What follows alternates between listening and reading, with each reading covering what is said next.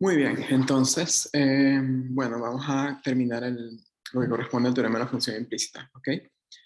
La clase anterior, lo que hicimos fue estudiar una primera versión, ¿sí? Básicamente, lo que atacaba ese el problema, digamos, que atacaba esa versión del teorema de la función implícita era el siguiente, que uno tenía una ecuación, una curva en el plano, que algebraicamente es una expresión que involucra a dos variables igualadas a cero. Y bueno, a uno le pueden preguntar cuestiones relacionadas a esa curva, como por ejemplo calcular la recta tangente en alguno de sus puntos, ¿sí? Entonces, ¿qué era lo que hacíamos? Esa curva era realmente el conjunto de nivel cero de cierta función de dos variables. Eh, si se trataba de una función de clase CK, ¿qué hacíamos? Bueno, calculamos sus derivadas parciales respecto a X o respecto a Y. Tomamos cualquiera de ellas que fuese diferente de cero en algún punto de dicha curva, digamos, por ejemplo, el punto donde nos interesa calcular la recta tangente.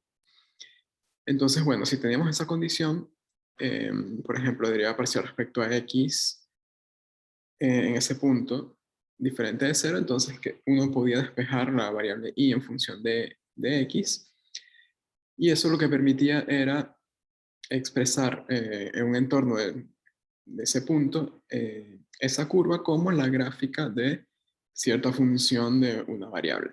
¿Ok? Bien. Entonces, bueno, se pueden presentar problemas un poco más generales que ese.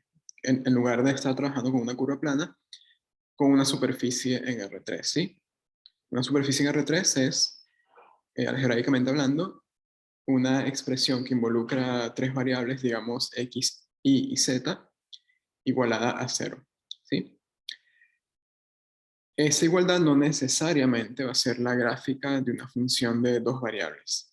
Entonces, eh, sin embargo, a pesar de tener esa limitante, uno puede preguntarse en algún punto de esa superficie si es posible hallar el plano tangente a dicha superficie que pasa por ese punto, ¿ok?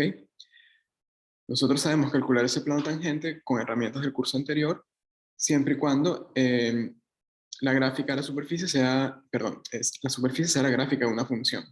Bien, eso no siempre es el caso en los problemas que vamos a atacar de ahora en adelante, pero bueno, vamos a tener eh, herramientas un poco más generales. En este caso va a ser una generalización del teorema de la función implícita que nos va a permitir resolver dicho cálculo del plano tangente. Sí, básicamente lo que va a decir esta versión más general del teorema de la función implícita es que en ese punto de la superficie eh, uno puede expresarla como la gráfica de una función de dos variables. Entonces, tengo dicha función sin necesidad de tener una fórmula explícita, yo puedo de otra manera calcular las derivadas parciales en ese punto de la gráfica y con esas derivadas parciales poder calcular la ecuación del plano tangente. ¿Ok? Entonces, bueno, ¿qué vamos a hacer hoy? Vamos a dividir la clase en tres partes. En la primera parte vamos a trabajar esa primera generalización. Voy a dar el enunciado del teorema, no lo vamos a probar, ¿ok? Vamos a hacer un ejemplo con una superficie en R3 que no es, en donde no es trivial despejar una variable en función de las otras dos.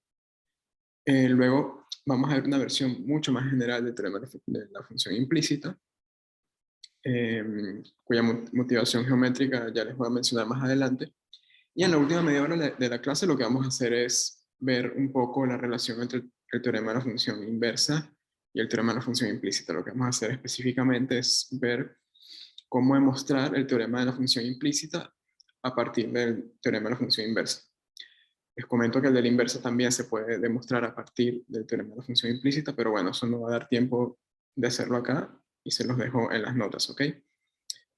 Eso último va a ser una parte un poco más teórica y es más que todo para que nos familiaricemos también no solo con cuestiones de cálculo, sino con cosas que involucran manejo de conceptos y, eh, digámoslo así, cómo seguir argumentaciones en los tópicos que cubren. ¿Ok? Bien. Entonces, bueno, vamos a arrancar con la primera generalización del teorema de la función implícita.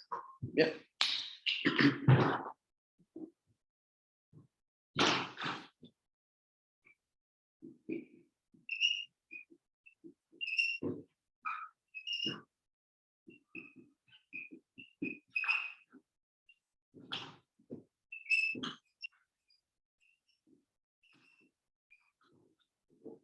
Ok. Bueno, el enunciado es básicamente el mismo de la versión que vimos el miércoles pasado, ¿sí? La única diferencia es que en lugar de considerar un campo escalar de dos variables, va a tener n más 1 variables, ¿sí? De resto es muy, muy parecido. Ok, entonces, como les decía, tomamos un campo escalar con dominio 1, contenido Rn más 1, un valor sin R. Vamos a suponer que es de clase CK, ¿sí? Y también f de x0 y 0 es igual a 0. De x0 y 0 es un punto interior de V. ¿Okay? Ojo aquí, x0 es un vector de un punto con, mejor dicho, con n coordenadas. ¿Okay? Lo estoy escribiendo así para simplificar un poco el enunciado, pero por lo que está ahí, x0 es x01, x02, así hasta x0n. Recuerden, esto tiene n más 1 variables, entonces esto está graduado en x01, x02, hasta x0n y, e y 0. La última componente la escribo como i0 por una razón que les explico en un momentito, ¿ok? Bien, entonces.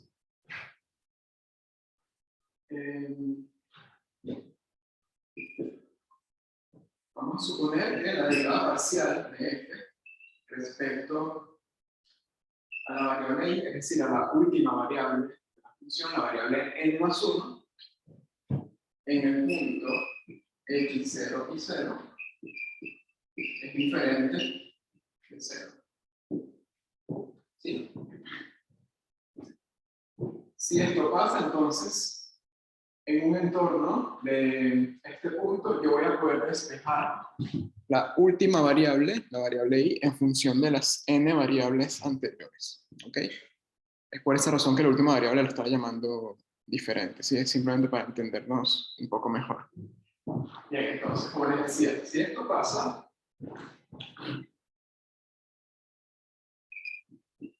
entonces,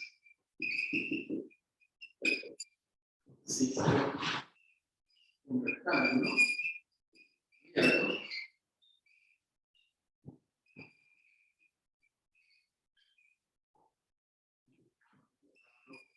Y por nota, como la versión anterior, esto va a estar contenido en suponer que ese rectángulo tiene centro, x0 y 0. Es un rectángulo de, estoy abusando de la palabra rectángulo, que tiene n más 1 dimensiones. Sí.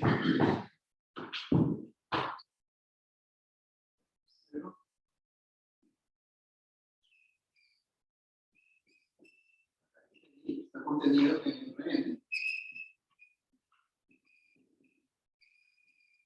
un entorno x0 y va a estar contenido en R y ese entorno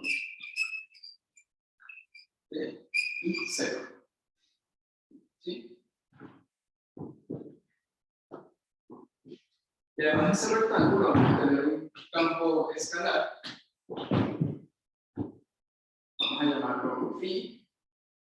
de dominio I, es decir, un campo escalar de n variables, y codominio J,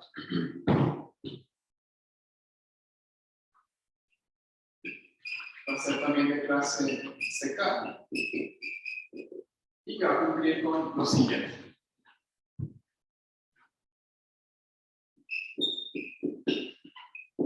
Para todo punto XY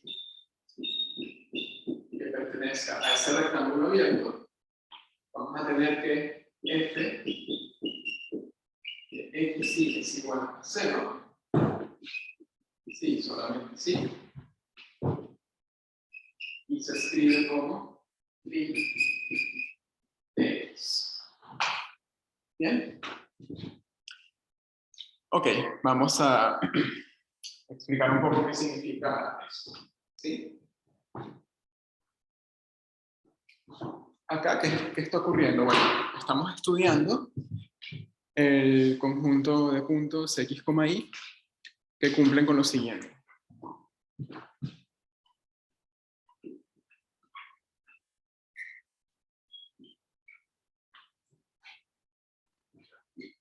El x va a tener n coordenadas, ¿sí? Entonces esto lo pueden ver así, f de x1 hasta xn, y es igual a 0. Esa igualdad es lo que se conoce en general como una hipersuperficie de dimensión n, ¿ok?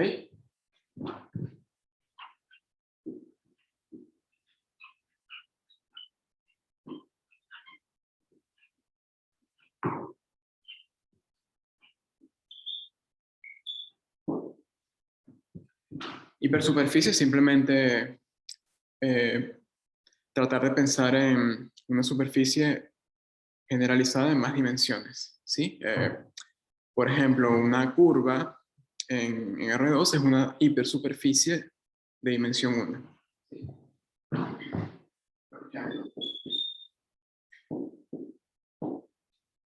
Esto de acá, x cuadrado más y cuadrado igual. Bueno, para una con la igualdad a 0 igual a 0. Esto es una hipersuperficie de dimensión 2, ¿sí? Las curvas son objetos geométricos de, perdón, dimensión no, 2 no, de dimensión 1. Las curvas son objetos geométricos de dimensión 1, las superficies objetos geométricos de dimensión 2. Esto de acá, por ejemplo, x cuadrado más y cuadrado más z cuadrado menos 1 igual a 0. Es una hipersuperficie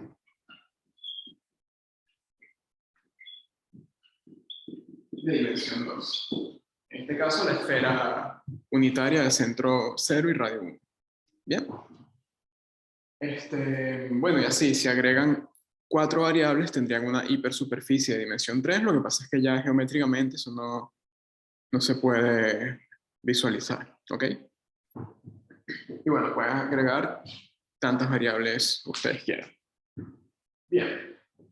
Entonces, este teorema lo que hace es estudiar este tipo de conjuntos y si consideran esta condición, ahí lo que dice es que el punto de coordenadas x0 y 0 es un punto en dicha hipersuperficie. ¿Ok? Entonces, ¿qué pasa? Que si en ese punto se cumple esta condición sobre la última derivada parcial, entonces lo que me dice el teorema de la función implícita es que la última variable en un entorno de este punto, la variable y, yo la puedo despejar en función de las otras n variables. ¿Sí? Por ejemplo, acá, en cualquier punto, salvo en un par de ellos que ustedes tomen en la circunferencia unitaria, ustedes pueden despejar y en función de x. ¿Sí? Acá también. Acá, salvo en dos excepciones, ustedes pueden despejar z en función de las otras dos variables x e y. ¿Bien? Claro, ahí en esos casos los despejes son triviales, ¿sí? Uno simplemente pasa cosas para otro lado y despeja en función de lo que necesite. En general eso no es tan fácil de hacer, ¿ok?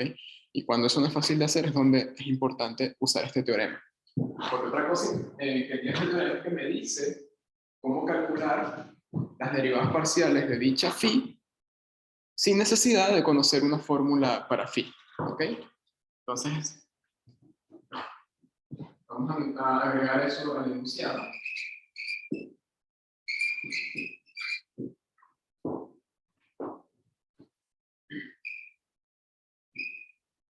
Si yo quiero calcular la derivada parcial de phi respecto a la variable xy,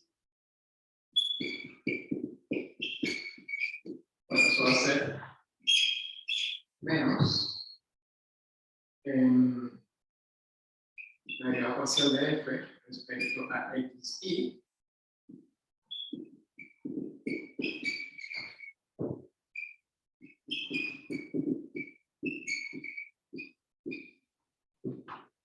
evaluado en este punto dividido derivada parcial de f respecto a y en ese mismo punto.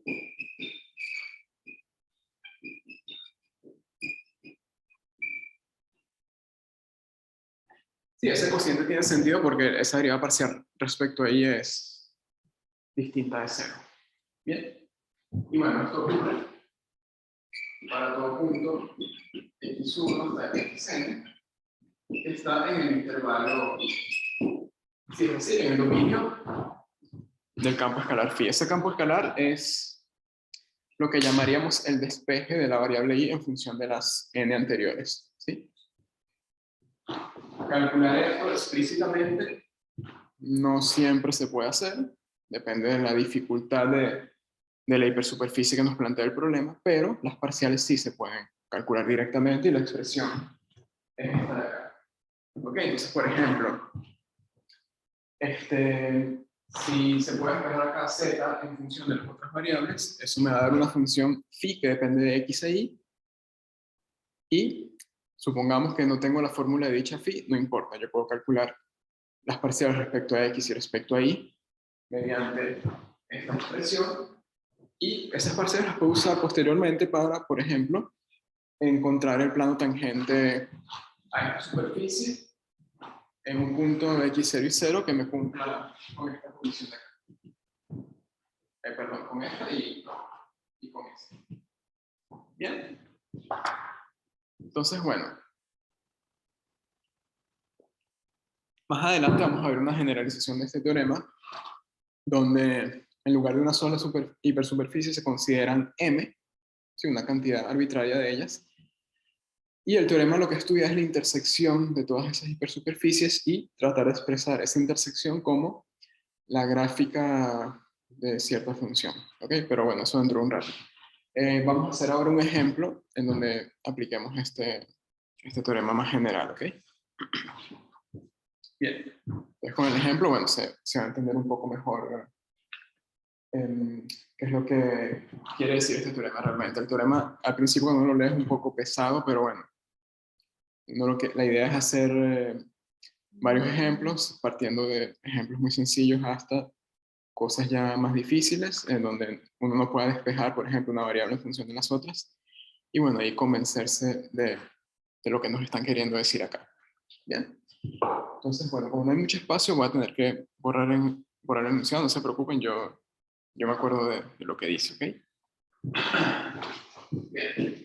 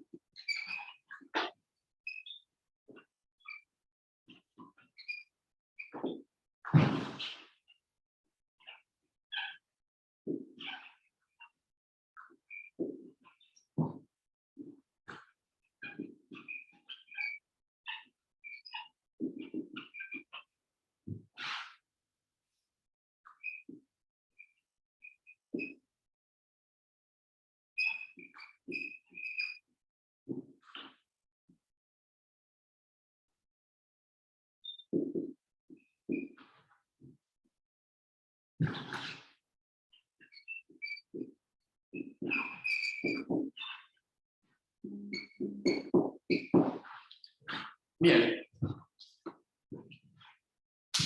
Ahí tenemos un problema geométrico. Nos dan una superficie en R3.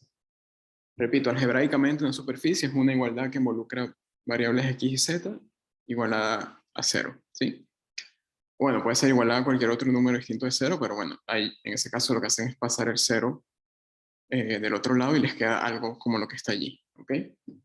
Y bueno, nos piden el plano tangente en el punto 1, 1, 1. La idea es que el punto 1, 1, 1 esté en la superficie, pero bueno, si no está es porque habría un error en el enunciado. Entonces uno lo primero que hace es verificar que efectivamente el punto 1, 1, 1 esté allí. Y bueno, si lo sustituye, claramente obtiene la igualdad para dicho punto, ¿bien?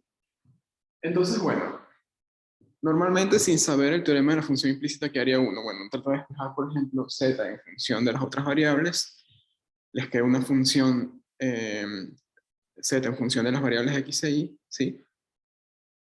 La gráfica de esa función sería esta superficie, y bueno, yo sé calcular planos tangentes a gráficas de superficies en dos variables por cosas que vimos en el curso anterior, ¿sí? ¿Qué pasa? Que no siempre se puede hacer ese despeje, ¿ok? O no siempre es tan sencillo. Entonces, bueno, estamos en una situación como esa última, y bueno, allí tenemos que aplicar herramientas un poco más sofisticadas, ¿sí? En este caso, el teorema de la función implícita.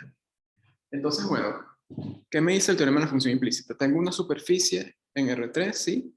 Que es el conjunto de nivel 0 de cierto campo escalar. ¿De dónde saco el campo escalar? Bueno, de acá, pero que está todo a la izquierda del 0. ¿Okay? Entonces, en ese caso nos propone F. En este caso, el dominio U sería todo R3. ¿Sí?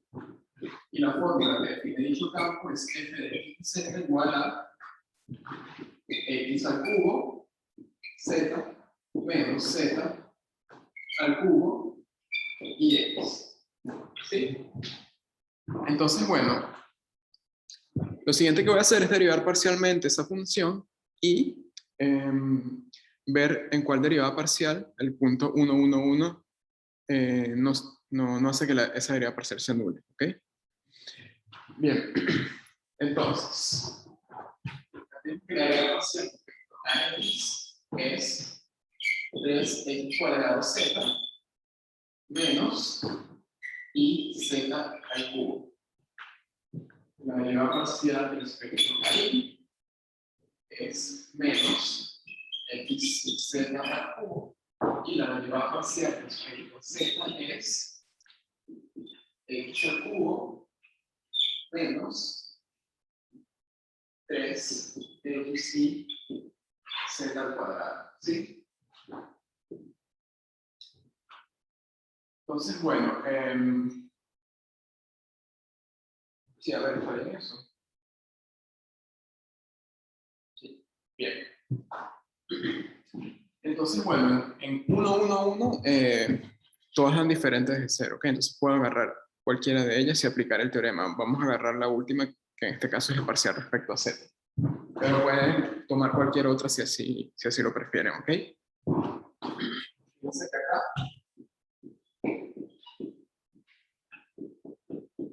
esta derivada parcial me da menos 2. Y eso es diferente de 0. ¿Sí? Entonces, ¿qué me dice el teorema de la función implícita? Que yo puedo despejar z en función de x e y en un entorno del punto 1, 1, 1. ¿Sí? Entonces, el teorema de la función implícita implica existe y contenido en F2 y J contenido en R. Vientos 1, 1. Sí. 1, 1, 1. En el rectángulo y por J.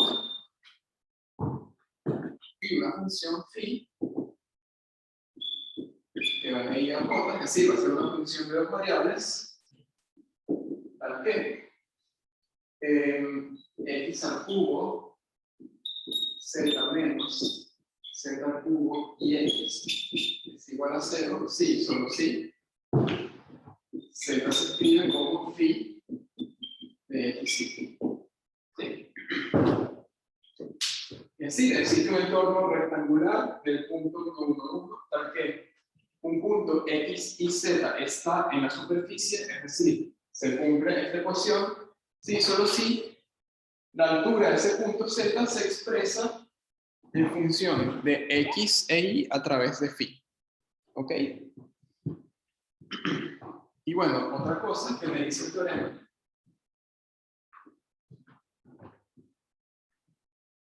es cómo calcular las derivadas parciales de esa phi.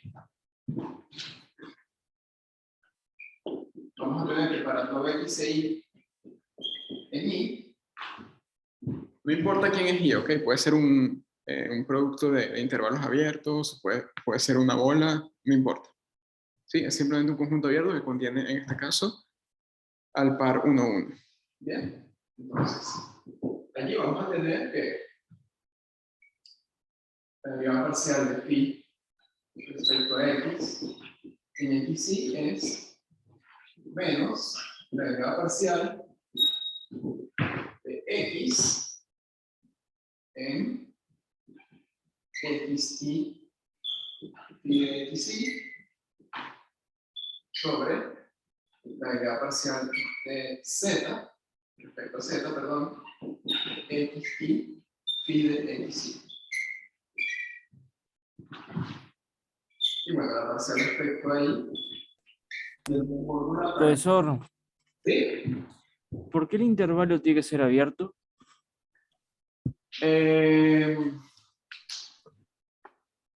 Buena pregunta.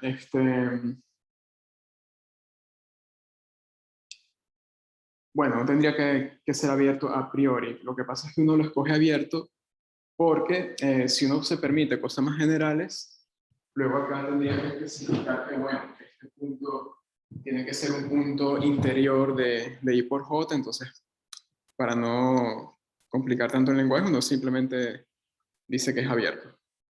¿Bien? Está bien, gracias. Simplemente por simplificar un poco. Y otra cosa, perdón. Cuando uno hace estos cálculos de derivadas parciales, uno los hace en puntos interiores del dominio de phi. Para simplificar un poquito, cuando uno trabajaba en el primer curso de cálculo con funciones de una variable, uno hablaba de, por ejemplo, si la función estaba definida en un intervalo cerrado a coma b, uno hablaba de derivabilidad en el intervalo abierto a coma b. ¿Okay?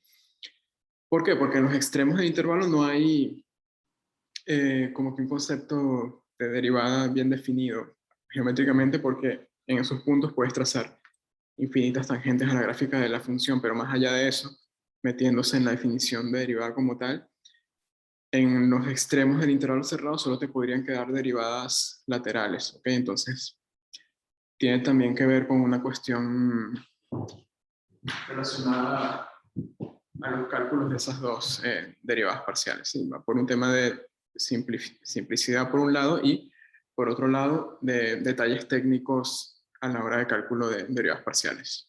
Bien. Ok, entonces, esto es parecido a la fórmula anterior. Acá ponemos una parcial respecto a y.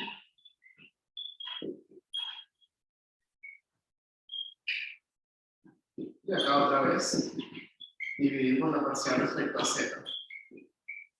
Bien. Ya lo podemos ver entonces. Recuerden que nos están preguntando cuánto vale, como he dicho, la ecuación de plano tangente en el punto 1, 1. Perdón, voy a cambiar de marca. Imagínense que la gráfica de la función es esa. Sí, yo no sé cómo es, pero no importa. Acá vemos el punto 1, 1, 1. En un entorno de este punto, vamos a tener que z se puede expresar como phi de x, ¿sí? Es decir, acá en este entorno, esa superficie la puedo ver como una gráfica de una función de dos variables x e y, ¿sí? Ustedes saben por el curso de cálculo anterior que aquí uno puede calcular el plano tangente y ese plano tangente tiene la siguiente ecuación. Este marcador tampoco está así. Y aquí tengo uno adicional. Es decir, no puedo escribir z como phi de 1, 1 más deriva parcial de phi respecto a x en 1, 1 por x menos 1 más deriva parcial respecto a y en el punto 1, 1 por y menos 1. ¿Sí? Esa es la ecuación del plano tangente. Entonces, ¿qué necesito? Necesito este dato y este. Perdón. Acá tengo cómo se calculan gracias al teorema de la función implícita. Y fíjense que en ningún momento sabemos cómo se define esa función. No tenemos ni idea de la fórmula. Pero sí podemos calcular las parciales a través de la información que me da la función f. ¿Bien? Entonces, bueno, muy sencillo. Vamos a tener que phi, la parcial de phi respecto a x, 1, 1.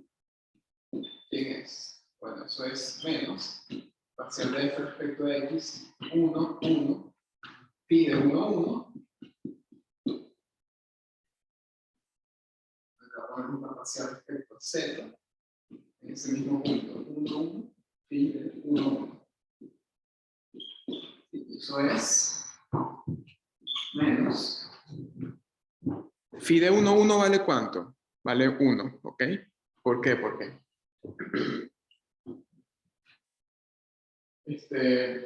La tercera coordenada, la coordenada z, en el punto 1, 1, 1 es 1, y en ese punto z se escribe en función de x y a través de phi, entonces 1 sería phi de 1, 1. ¿Bien? Ok, entonces bueno, esto es lo único que la parcial de x en 1, 1, 1, la parcial respecto a z de 1, 1. Y bueno, esas dos parciales están calculadas allí. Respecto a x, eso da 2, queda menos 2, sobre, respecto a z da menos 2, 1. ¿Sí? Y bueno, falta la otra. Se calcula de manera similar, voy a poner directamente cuánto da. Da menos 1 medio. ¿Sí? Bien.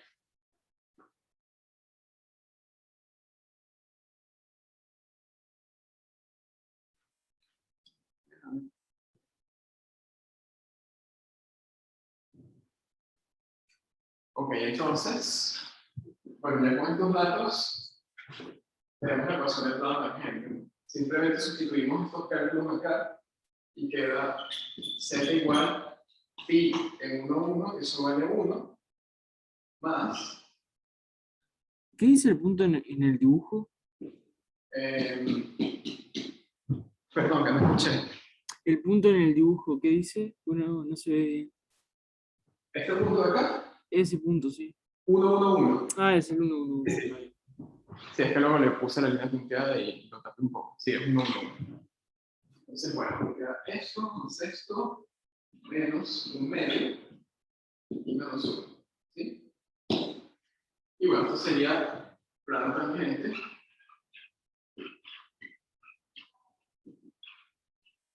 a la superficie x al cubo, z menos z al cubo y x igual a 0 en el punto 1, 1, 1. Bien. Y bueno, entonces ahora sabemos calcular planos tangentes sin necesidad de despejar una variable en función de las otras dentro de la igualdad que define una superficie en R3. ¿Bien?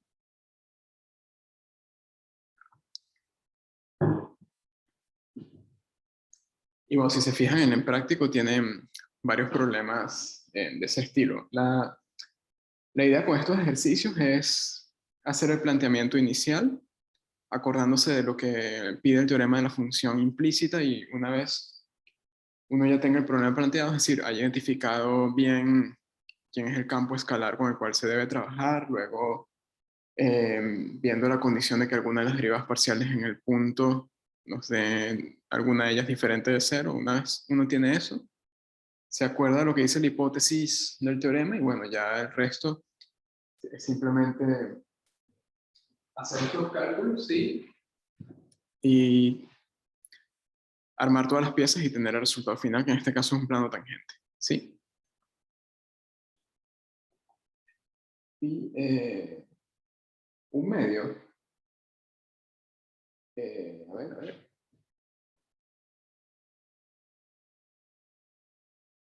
Sí, porque esto da, claro, está -1.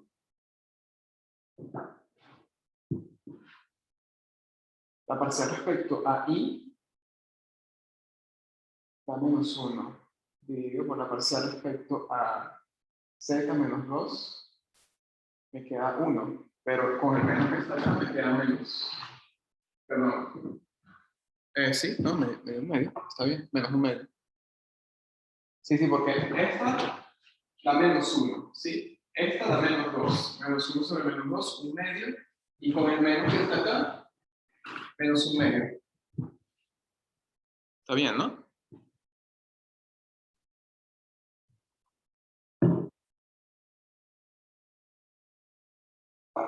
No, Leonardo, no hay problema. Bueno, pregunto, ¿se entendió el ejemplo?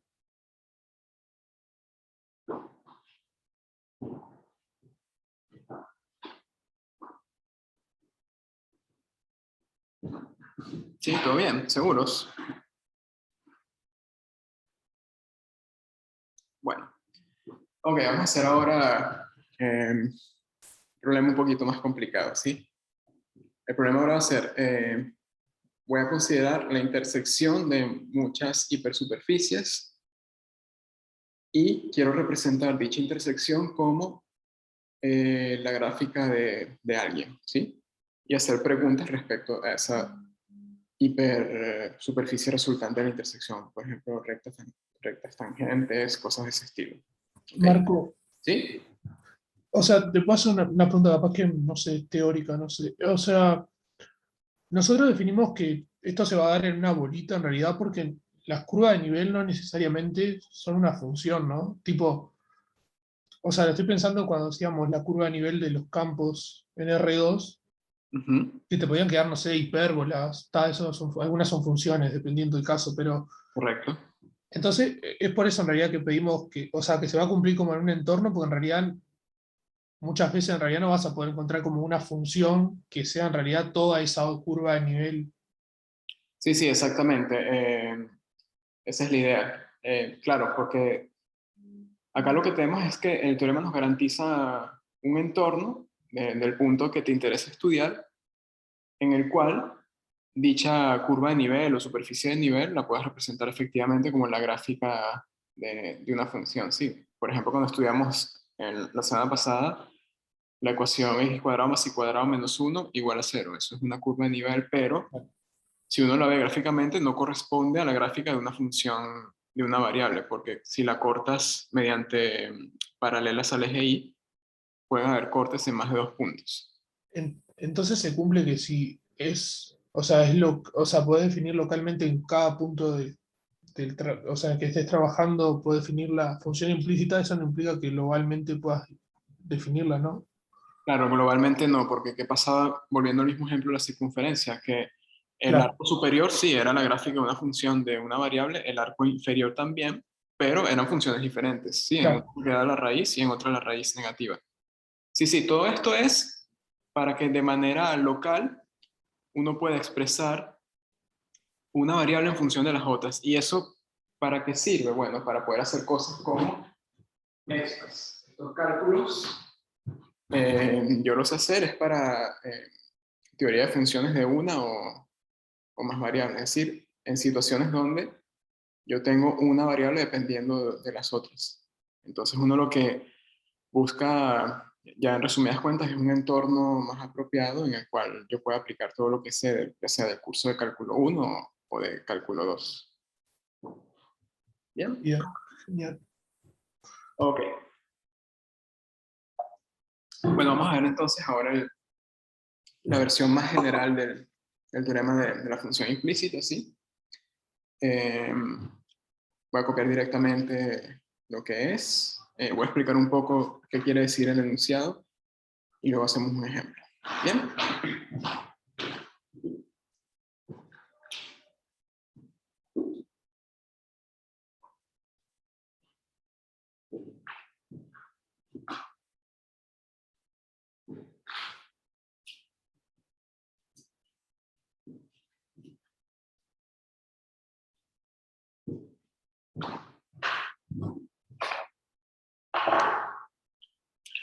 Ojo, no se asusten con el tema de que son varias versiones del teorema. Realmente la versión es una sola y es esta que va a aparecer ahora, pero uno lo presenta como que en una versión primero más simplificada y luego lo va haciendo un poco más completo, más abarcativo, más general. Pues si se presenta de la manera más general al principio, es como difícil de digerir, ¿ok? Es un teorema con un enunciado que al principio puede parecer un poco entreverado, ¿ok?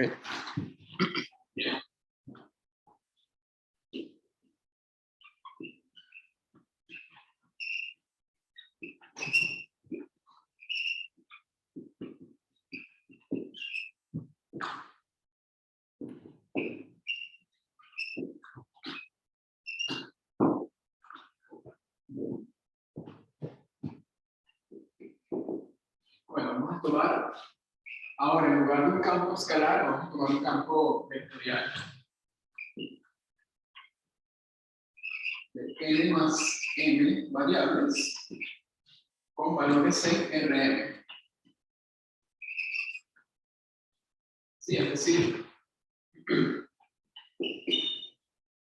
va a tener variables de x1 hasta xn, después y1 hasta yn.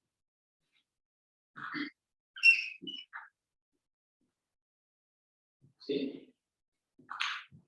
Y bueno, esta función tiene m componentes. Entonces acabo de tener el primer componente f1 de todas esas variables.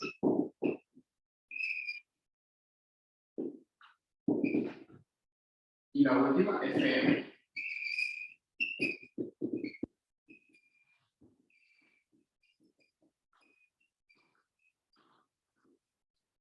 ¿Sí?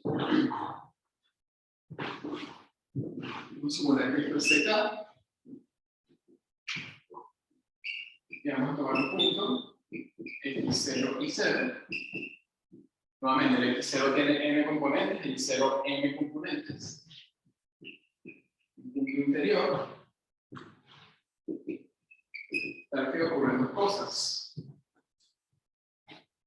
F de x0 y 0 es igual a 0. Y el determinante del siguiente matriz de derivadas parciales es diferente de 0.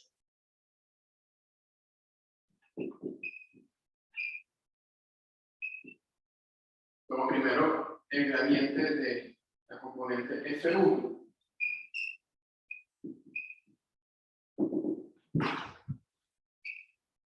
Pero el gradiente lo voy a considerar solo respecto a las variables que van de I1 hasta IM.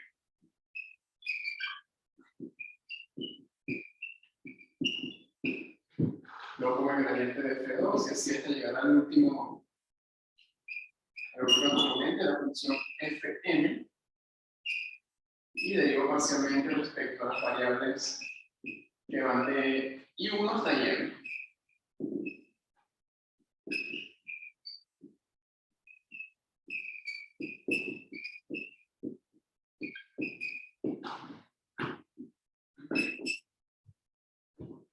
Fíjense, tengo m componentes de F1 hasta Fm y m variables si considero las variables que van de I1 hasta IM. ¿Ok? De esa manera, esa matriz que me queda allí es una matriz cuadrada y por lo tanto tiene sentido calcularle su determinante. Bien. Entonces, si esto pasa, si pasa esto y esto, va a ocurrir lo siguiente.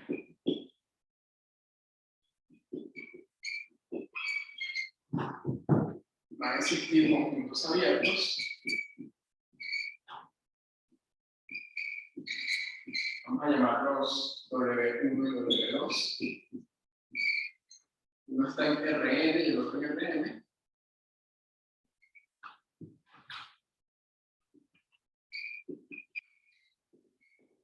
¿No sería distinto de cero?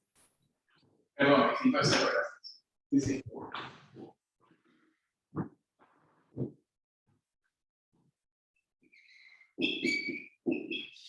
El 0 va a pertenecer a W1. El 0 a W2.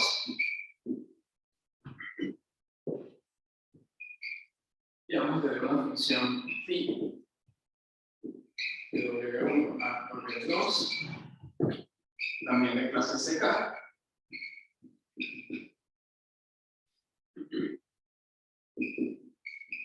Para que se va a cumplir lo siguiente. ¿Sí?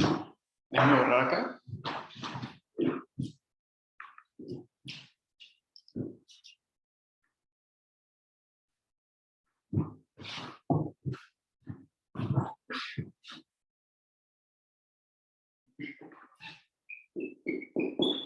Para cualquier punto que me tome el producto de W1 con W2, vamos a tener que f de xy es igual a 0, sí, solo sí. El punto I lo puedo escribir como phi de x. ¿Ok? Bueno. Permítanme borrar acá. Quiero explicar un poco qué dice todo eso de aquí.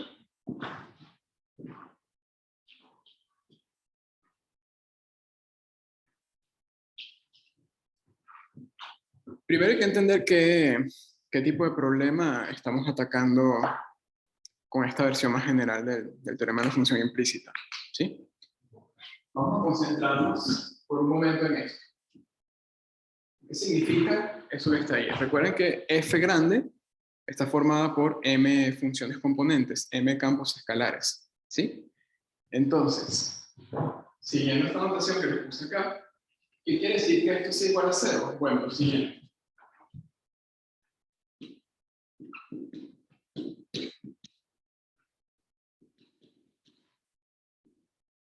Primero que f1 igual a 0. Lo mismo para f2.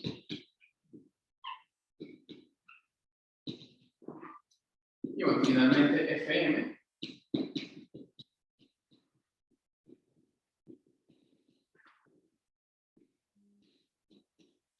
igual a 0. Entonces tengo una colección de m campos escalares igualada a 0. Lo pueden pensar, por ejemplo, como un sistema de ecuaciones, no necesariamente ecuaciones lineales. ¿Sí?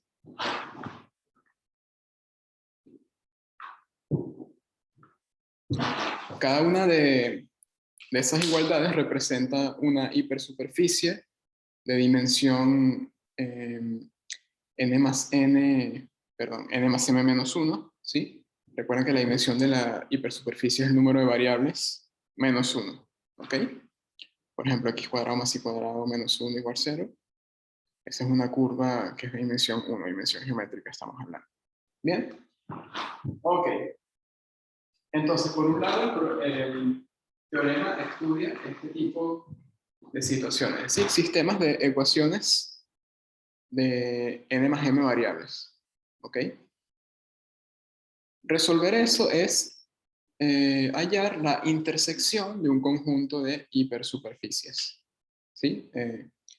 Que puede ser una hipersuperficie de la misma dimensión o de una dimensión menor. Por ejemplo, si uno calcula la intersección de dos planos, los planos son hipersuperficies de dimensión 2, la intersección que puede dar, bueno, puede dar otro plano, en este caso los dos planos serían coincidentes, ¿sí?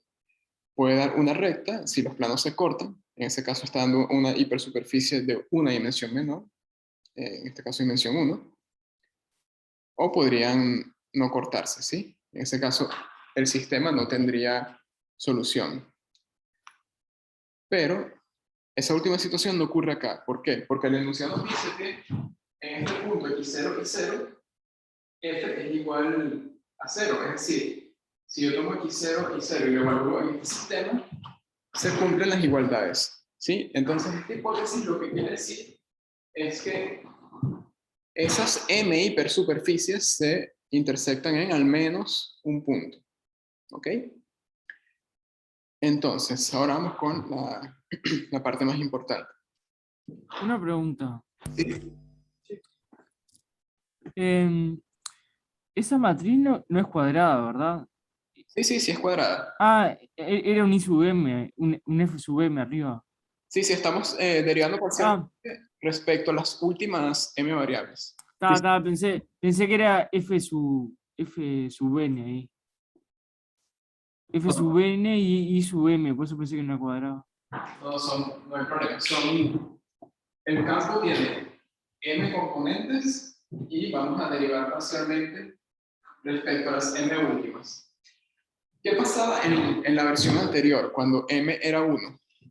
Bueno, derivamos parcialmente respecto a esta, y si esta derivada parcial era diferente de 0, entonces, bueno, uno podía despejar la última variable en función de las n anteriores. ¿Sí?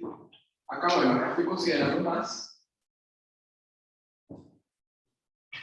Y lo que me está diciendo esta condición de acá es que yo puedo despejar estas últimas n variables en función de las n primeras que van de x1 hasta xn. ¿Ok?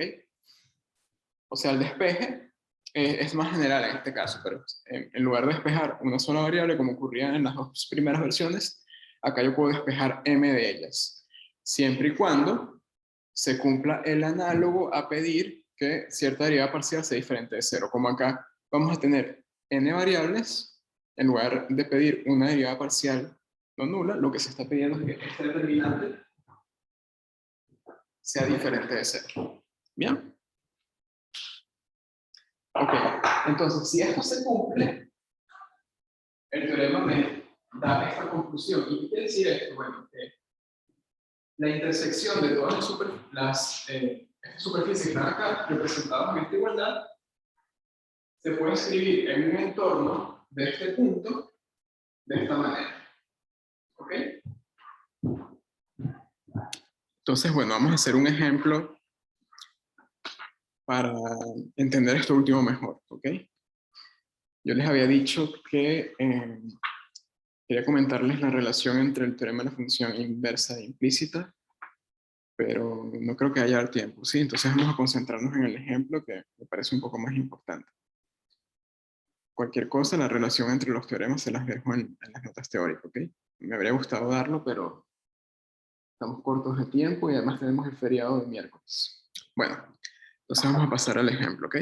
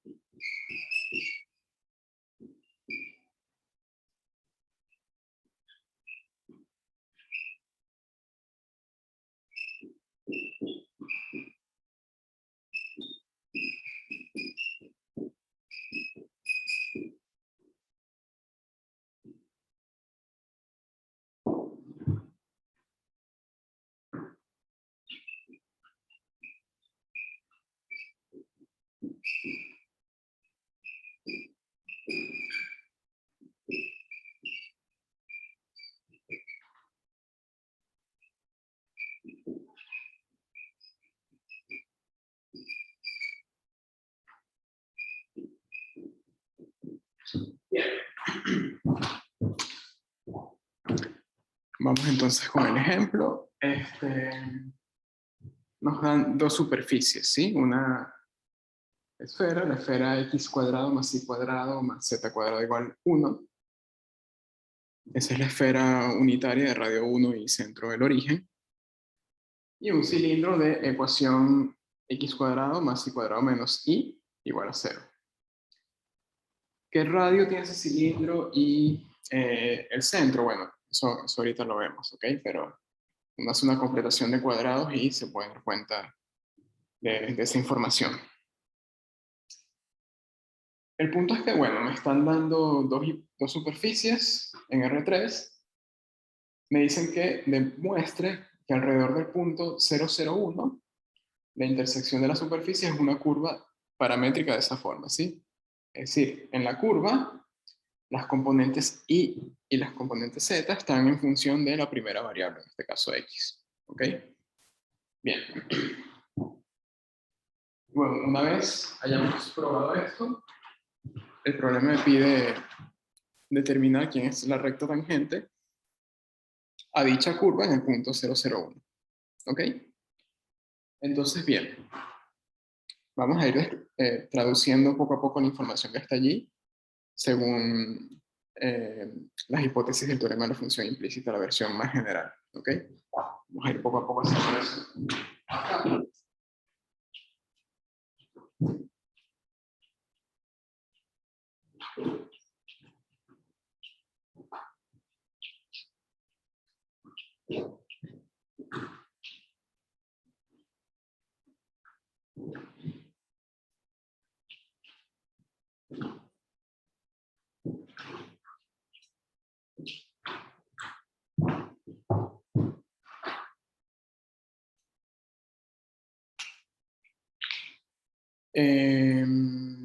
Joaquín, no entiendo tu pregunta. Me dice que si la ecuación del cilindro no es menos z. Ah, ¿tú dices acá? No, no. Es menos i. Si fuera menos z, tendrías un paraboloide circular. Porque te quedaría z igual a x cuadrado más y cuadrado. En el cilindro, bueno, si es un cilindro paralelo al eje z, la variable z no aparece en la ecuación, ¿ok? Eso es porque puede tomar cualquier valor. Geométricamente, en un cilindro paralelo al eje z, un punto sobre dicho cilindro puede tomar cualquier altura, ¿sí? Al menos que coloquemos tapas del cilindro. Pero bueno, eso ya es otro problema. Bien. Entonces tenemos, por un lado, esta ecuación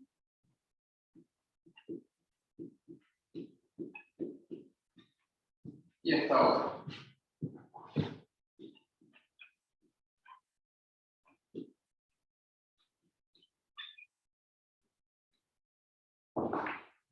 Y queremos estudiar la intersección de esas dos superficies, ¿sí? Para que se pueda ver geométricamente eso, si quieren, nos damos cuenta de quién es el centro y el radio. Uno puede hacer una completación de cuadrados acá, ¿cierto? A ver, vamos a hacerlo acá abajo. Cuadrado más y cuadrado menos y igual a 0. Lo voy a como menos 2 por i por medio. Y voy a sumar un cuarto en ambos lados de la igualdad. Me queda x cuadrado más y menos un medio al cuadrado igual a un medio al cuadrado, ¿sí? Entonces el cilindro tiene centro 0, un medio y radio un medio. ¿Bien? Ok.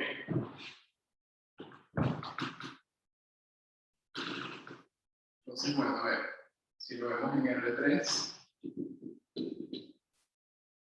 por acá tenemos la esfera, voy a dibujar únicamente el casquete superior, ¿ok? Pero bueno, consideren toda la esfera ustedes. El centro del cilindro está por acá, desde el punto 0 y medio 0, Y bueno, el radio en medio, entonces hace algo así. Y bueno, ustedes proyectan hacia arriba y hacia abajo.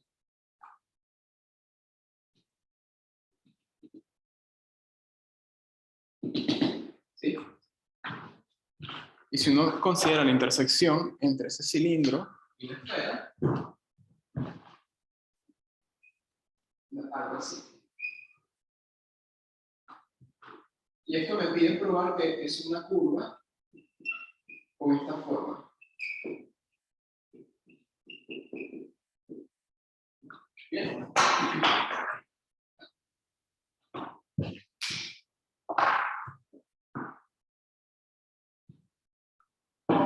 Ok. Esa curva de intersección uno la puede calcular, por un lado, resolviendo esto, que sería un poco complicado, ¿sí? Y la otra manera de hacerlo es que no necesito calcular la fórmula de la curva, ¿sí? Simplemente tengo que demostrar que la curva tiene esa forma, y luego, sin necesidad de una fórmula explícita, uno puede calcular la recta tangente a esa curva en el punto 001. ¿Ok? Tengo una consulta. Uh-huh. ¿Por qué nos quedamos con la curva de arriba? Tienes razón, Martín. Sí, abajo también hay curva. Sí, sí. Es como una especie de lazo. ¿Ok? Lo pueden ver así. Y bueno, el punto 001 es este de acá. Entonces acá es donde vamos a calcular la recta tangente. Bien. Ok, entonces. Bueno, esto lo voy a borrar, ¿ok? Era simplemente para darnos cuenta quién era el centro y el radio del cilindro.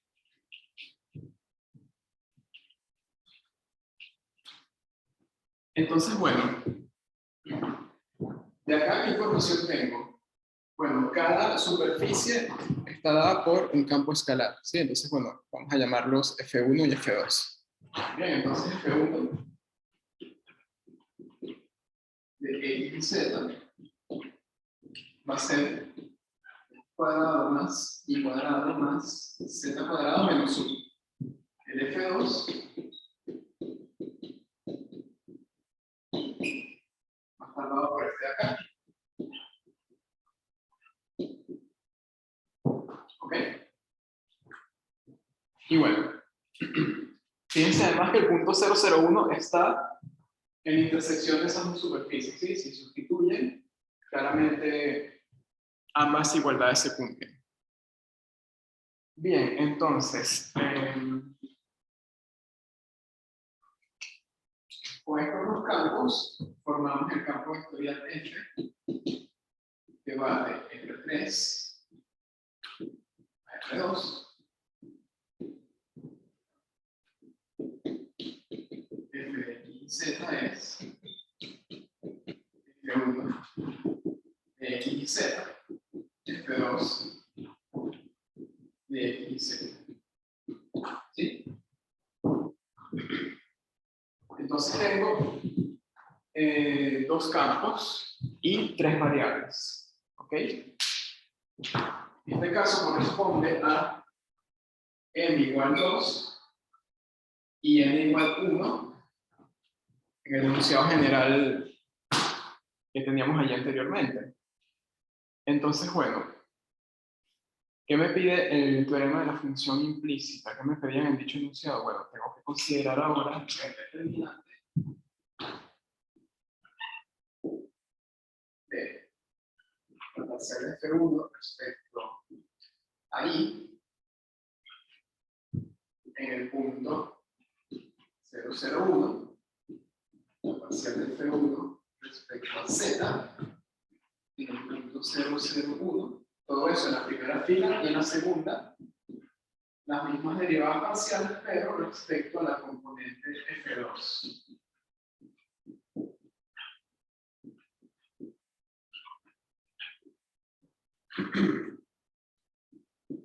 Bueno, tenemos que ver si eso es diferente de 0.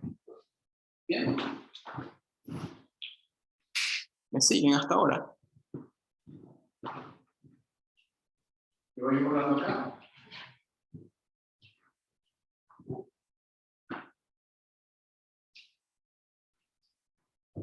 ¿Por qué queremos mirar eso? Porque si se cumple esa última hipótesis del teorema de la función implícita, entonces, ¿qué me dice la conclusión? Si se fijan en el enunciado general, bueno, que sí.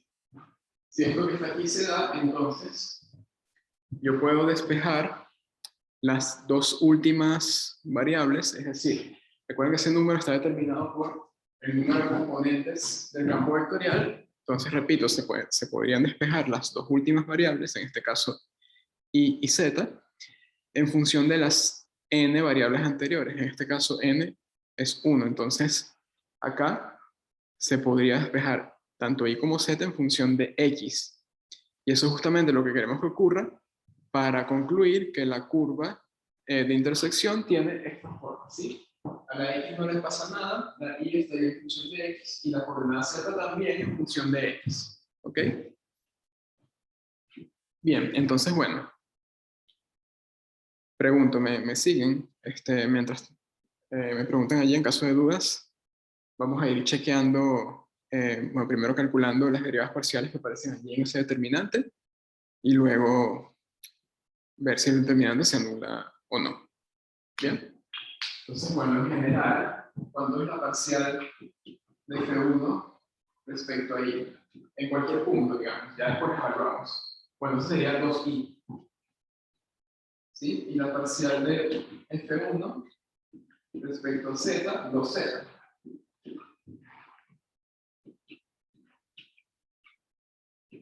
F2 respecto a Y es 2i menos 1.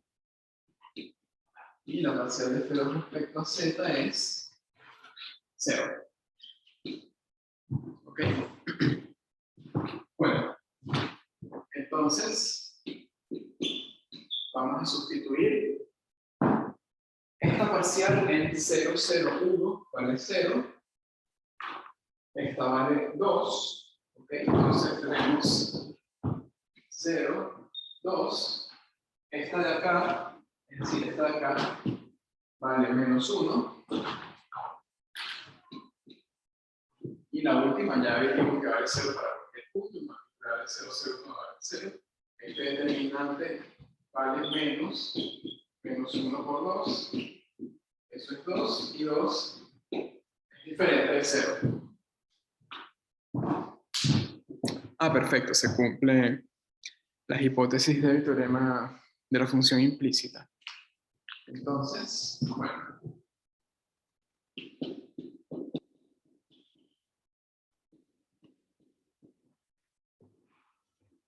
Tenemos lo siguiente. W1 contenido en R. W2 contenido en R2. Abiertos. 0 en W1 y 0, 1 en W2. Bueno, acá.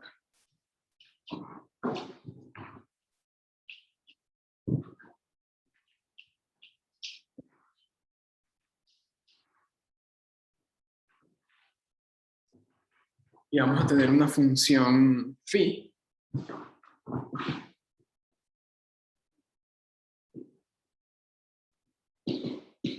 que va de W1 a W2. Es una función de una variable con valores en R2. ¿Sí? Y X, vamos a escribirlo como y de X, Z de X. Yo no sé ni tengo por qué saber qué fórmulas tienen y de X y Z de X. ¿Ok? Bien, entonces, tengo estos abiertos. El punto 001 pertenece a W1 por W2, ¿sí? Y tengo una función que me permite escribir en estos entornos las coordenadas y z en función de X. ¿Okay? Es decir, que se cumplía que si el campo vectorial igualado a 0 te satisface para cualquier punto x y z, entonces, y lo puedes expresar en función de x y z en función de x, ¿sí? Es decir, esto se cumplía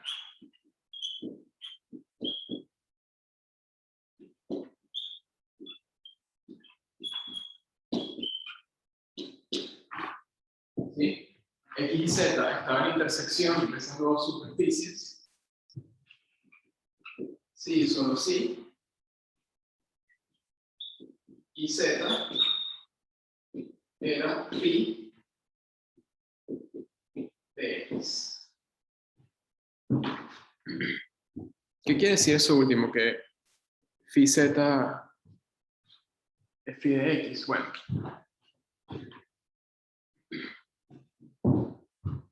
Que X está en función de X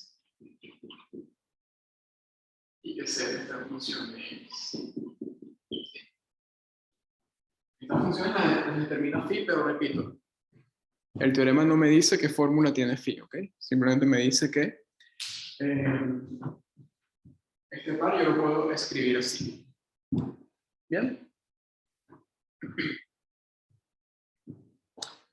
Ok.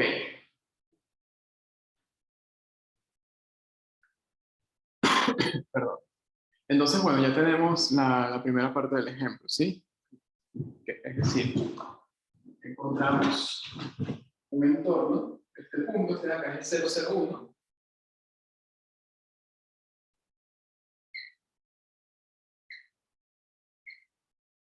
en el cual cualquier punto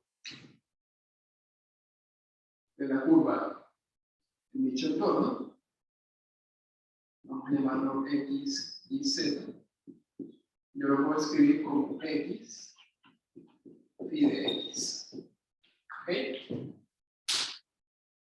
Es decir, cerca del punto 001, la curva que está allí solo depende de un parámetro. Si es una curva paramétrica. En este caso el parámetro es la variable X. ¿Ok? Más adelante vamos a ver todo un tema que se llama curvas paramétricas, ¿ok? Donde vamos a estudiar propiedades locales de curvas, sí, pero eso ya para después. Entonces, bueno, en un entorno de 001, la curva se puede escribir en función de un solo parámetro, el parámetro X. Ahora nos interesa hallar cuál es la recta tangente a la curva en el punto 001. ¿Ok? Bien. Déjame mover un poco acá.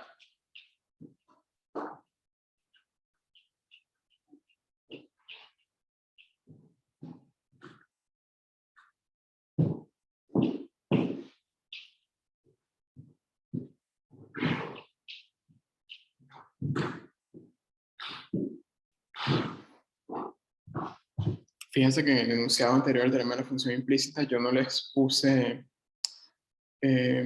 cuánto valen las derivadas parciales de los despejes, ¿sí? No lo puse porque, bueno, quedaría muy largo el enunciado, son más, pero tampoco hay que aprenderse una fórmula para eso. Uno puede trabajar con el método de derivación implícita que les di el miércoles pasado. Bien. Bueno, vamos entonces con lo que me estaban preguntando. Pues supongamos que acá tenemos la curva, acá tenemos el punto 001.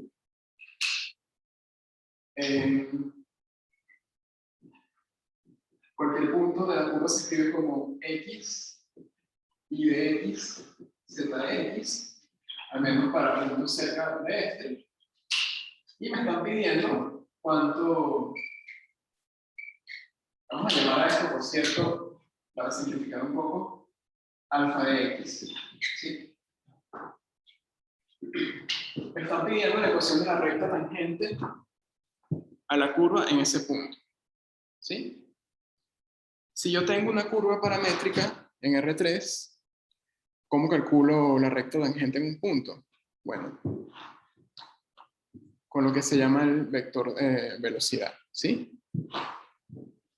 Por ejemplo, en este punto, si yo tengo alfa de x, alfa prima de x, es el vector tangente a esta curva en este punto. ¿Ok?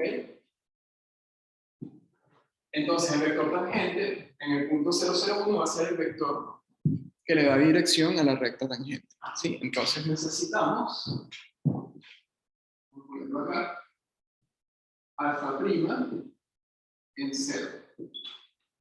¿Ok? Bien. Entonces, en general, ¿quién es alfa prima de x? Bueno, eso es 1 y prima en x, y prima, perdón, z prima en x. Pero quiero alfa prima en 0. Bueno, eso me va a quedar de alguna forma perdón, 1 y prima en 0, z prima en 0. Ahora, el problema es, ¿cuánto valen esos señores? ¿Cómo los determino? ¿Sí? Bien. Que no se nos olvide una cosa. Esa curva está al mismo tiempo dentro de la esfera unitaria y dentro del cilindro. Es decir, se satisfacen las dos ecuaciones para cualquier punto de la curva. Entonces, ¿qué vamos a tener?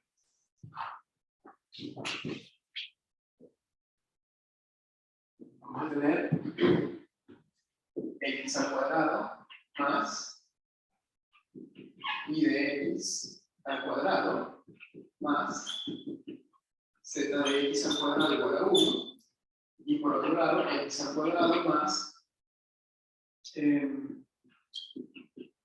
y de x elevado al cuadrado menos y de x igual a 0. Bien.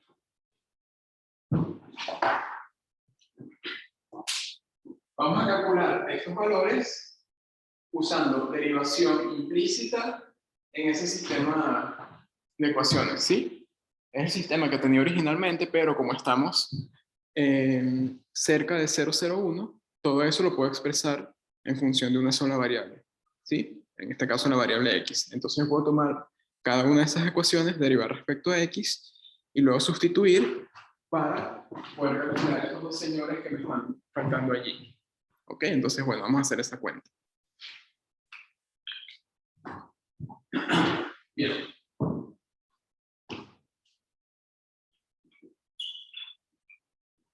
Vamos a derivar todo en función de x, ¿ok? Queda entonces los x, acá aplico regla de la cadena, sería 2i de x por i' de x, y lo mismo acá, 2 z de x, z' de x, y acá la derivada de 1, eso es 0. Perdón.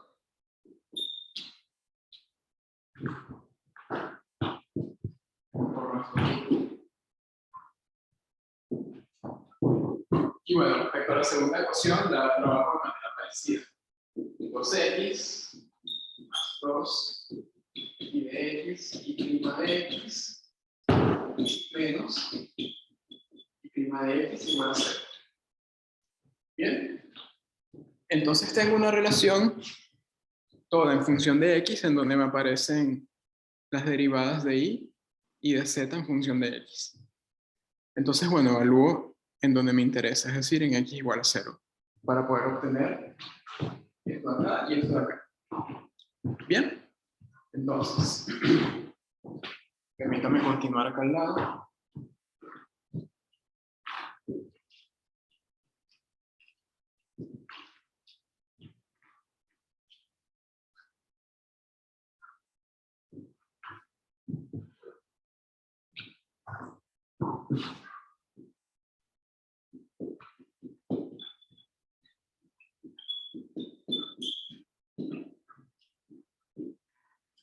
Bien, si sustituimos en x igual a 0, ¿qué nos queda? Bueno, el primer término se anula, nos queda 0 más 2 y de 0 y prima en 0 más 2 z en 0 Z' en 0. Todo eso igual a 0. Y en la segunda ecuación me queda 2 y en 0, y' en 0, menos y' en 0. Todo eso igual a 0. Y bueno, yo sé cuánto vale y en 0 y sé cuánto vale z en 0, entonces podríamos sustituir perfectamente, ¿sí? Recuerden que a ver, vamos a ponerlo por acá. Alfa en 0 por un lado es 0 y en 0 y z en 0. Pero por otro lado, eso es el punto 001.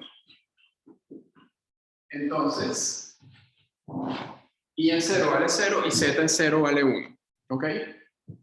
Entonces, bueno, esto se convierte en 2 por 0 por y' en 0, 2 por 1 por z' en 0, igual a 0, y 2 por 0 por y' en 0, menos y' en 0, igual a 0.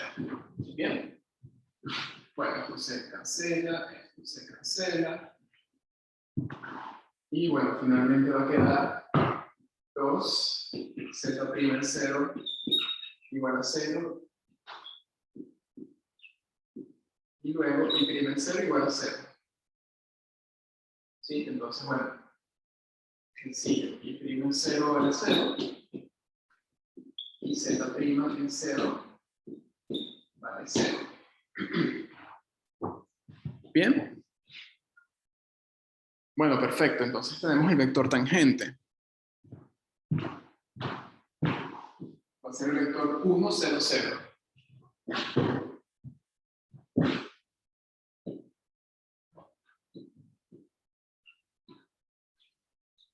¿Sí?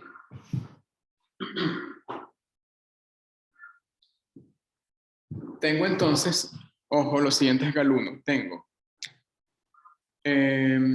vector de dirección de una recta, en este caso la recta tangente, y un punto por donde pasa. Puedo dar la ecuación vectorial de la recta. ¿Ok? Entonces vamos a poner eso acá.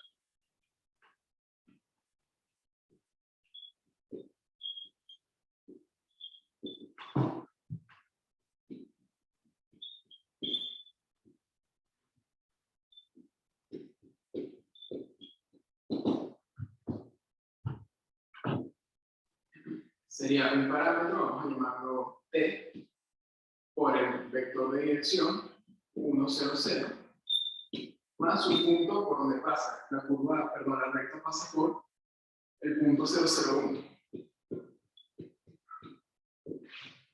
Y bueno, esto me lo puede dar cualquier valor de T en los reales, ¿sí? Entonces, bueno, la ecuación vectorial de la recta tangente a la curva de intersección en el punto 001 es esa que está allí. ¿Bien?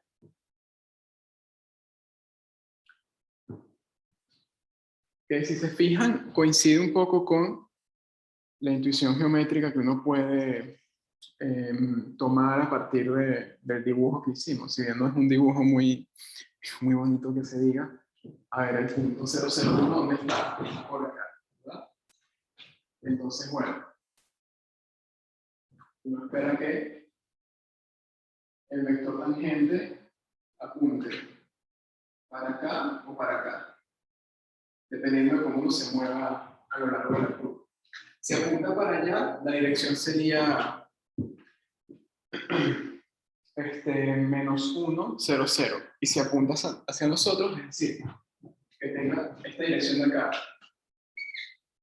va a ser una dirección paralela a la dirección del eje X. ¿Sí? Entonces acá, si el vector apunta hacia acá, sería el vector de tangencia igual a 1, 0, 0. ¿Sí? Ojo, siempre y cuando nos tomemos esos vectores con norma 1. Acá podríamos poner también 2, 0, 0, por ejemplo, o 100, 0, 0, ¿sí? Pero normalmente cuando uno habla de direcciones, uno se toma los vectores como vectores unitarios. Entonces, bueno, el vector de dirección que obtuvimos haciendo estos cálculos con derivación implícita era un vector paralelo al eje X y el dibujo nos decía que en efecto era una recta que tenía dirección paralela al eje X, ¿sí? Entonces, bueno, lo que hicimos confirma lo que podíamos visualizar más o menos de antemano, ¿ok? Ojo, solo pudimos hacer en este caso porque pudimos más o menos visualizar cómo era la curva de intersección, pero puede pasar perfectamente que no se den cuenta de eso, pero podrían resolver el ejercicio igual, ¿ok? O simplemente un sistema de ecuaciones en donde no es fácil dibujar las superficies involucradas y, bueno, mucho menos dibujar cómo es la curva de intersección. ¿Bien? Entonces, bueno, yo voy a parar acá. Con esto concluiríamos el ejemplo que tiene que ver con la versión más general del teorema de la función implícita. Bien, entonces, si tienen alguna pregunta, por favor, soy todo oídos. No, cualquier cosa que no se haya entendido de lo que hicimos acá, por favor, avísenme y con gusto lo explico de nuevo si hace falta.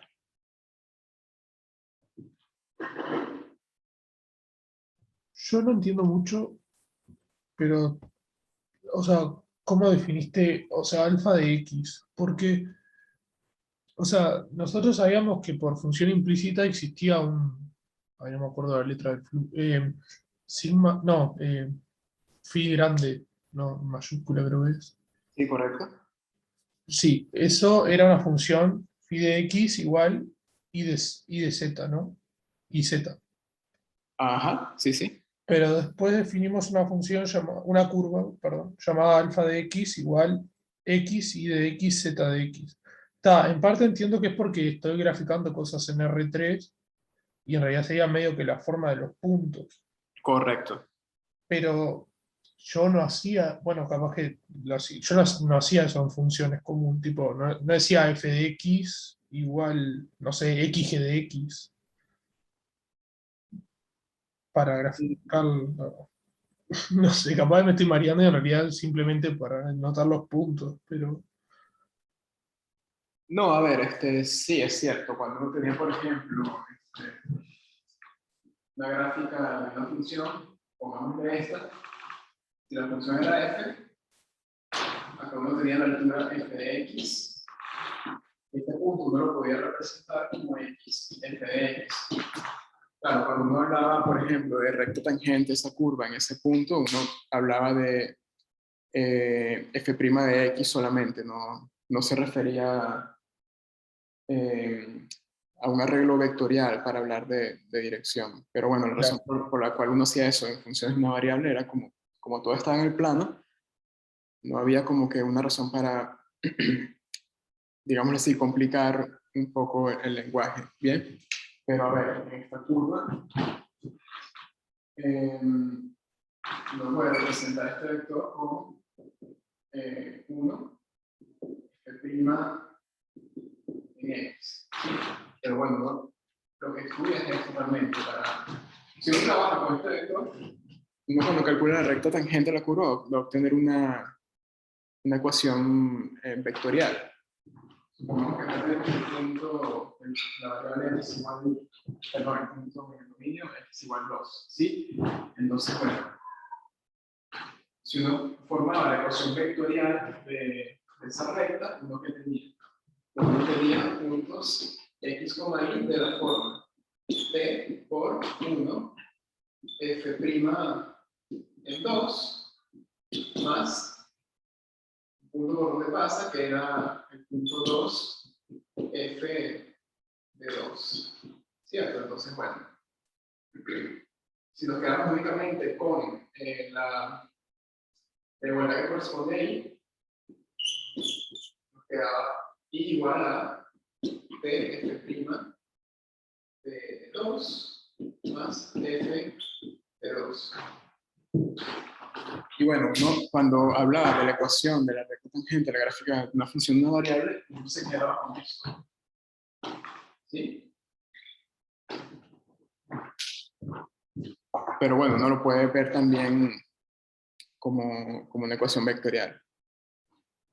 Ya cuando uno mete más variables, en este caso 3, y uno habla de curvas en el espacio, bueno, allí, acá tienes una sola variable en función de otra, del parámetro, digamos. Pero acá van a ser dos. Esta y esta de acá. Entonces es por eso que ya para dimensiones más altas, como la situación que estamos trabajando acá,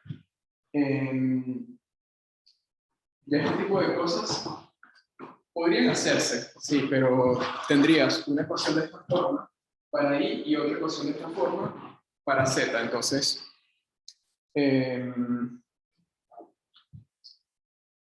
podrías verlo así, ciertamente, o poner toda esa información en una ecuación vectorial, que fue lo que hicimos acá. No sé si me explico, pero ese ejercicio también podían haberlo representado de esta manera. Voy a escribir acá, todavía tengo espacio. X y Z de 1, 0, 0 más 0, 0, 1. Y esto lo voy a ver de esta forma, con X igual T y igual a igual 0, queda T por 0 más 0, y Z igual a 1. ¿Sí? Entonces, bueno, allí puedo representar la recta como la ecuación vectorial o como un sistema que me dice cuánto valen las variables X y Z en función del parámetro T. ¿Ok? Repito, lo mismo se puede hacer para curvas en el plano, pero bueno, no, capaz por una cuestión más, un propósito más lectivo, uno se quedaba con esto para simplificar, ¿sí? Pero también se puede llevar un lenguaje vectorial. Y este lenguaje vectorial es más conveniente para curvas en R3 o en dimensiones más altas, ¿sí? ¿Se entendió la idea, Martín? Sí, sí, sí, sí. Claro, es un tema más de que se puede, o sea, sí, está bien, funciona también para R. Sí, sí, tal cual. Perfecto. Genial. Gracias. Gracias a ti. Bueno, jóvenes, disculpen, yo me extendí un poquito, me estoy quedando sin batería, como siempre. Voy a comprar un cable de extensión para, si nos quedamos algunos minutos más, por sea cual sea la razón, por si acaso, ¿no? Bueno, voy a cerrar acá. Cuídense mucho, repito, el miércoles no tenemos clases, es feriado, entonces nos veríamos el lunes. El lunes vemos multiplicadores de Lagrange, extremos de una función en la frontera de su dominio, cosas así, ¿sí? Para complementar la parte de extremos relativos. En un rato subo las notas de esto, un complemento de teórico allí al final y la clase grabada, ¿ok? Bueno, feliz feriado, feliz noche de la nostalgia y nos vemos entonces la semana que viene. Hasta luego.